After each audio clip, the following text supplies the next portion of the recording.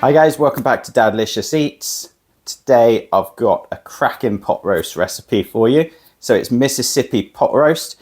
Don't ask me how to spell Mississippi. All I know is there's a bunch of S's, a few I's, some P's, no idea what order they come in. It's probably like trying to get my American friends to spell Worcestershire sauce. So this recipe requires very few ingredients. We're going to chuck them in the slow cooker. We're going to leave it for 8 to 10 hours, come back, and we've got this delicious beef that has melted away and broken down in this gorgeous gravy sauce. We're going to serve it up with some fresh vegetables and my roast potatoes that I've popped the link to the video down below for you to check that out as well. Right, it's time to get cooking. Right, so on to the ingredients. So we're using just under a kilo or about 2 pounds of brisket. We've then got half a cup of water, some pickled chili peppers.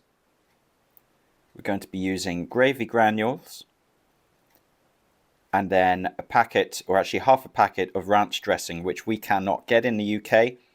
If any of my American subscribers want to send me a few packets, then please go ahead, you're very welcome. This recipe is absolutely perfect when you've got a day full of activities. In the slow cooker, this is going to take 8 to 10 hours. So for me in particular, today I am doing a lot of painting around the house, and I just want to pop this in, all the ingredients in, and leave it and come back later and dinner's pretty much ready. So we're going to just pop in our brisket first of all. Make sure any of the string from where it's been tied up has been taken off, any packaging obviously.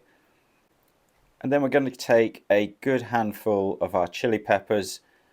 I'm probably going to take 4 or 5 of these here. If you like it with a little bit more heat, add a few more. If you don't like as much heat, add fewer of them.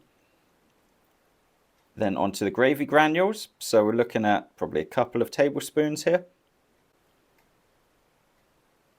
And back for a few more.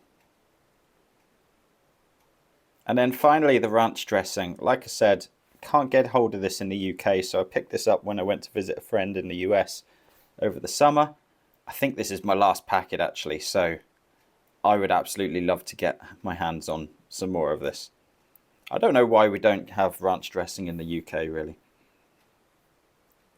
So that's pretty much all the ingredients, and now we're just going to put in enough water just to cover the bottom of the slow cooker.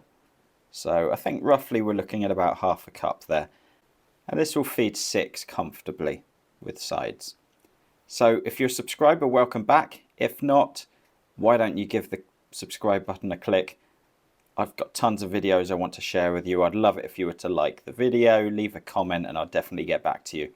So we're going to leave that, and 10 hours later, here we go. This is looking and smelling absolutely perfect. The brisket has really shredded down. It is soft, it is juicy, the fat has rendered nicely. Let's just give this a try. Oh, it's delicious.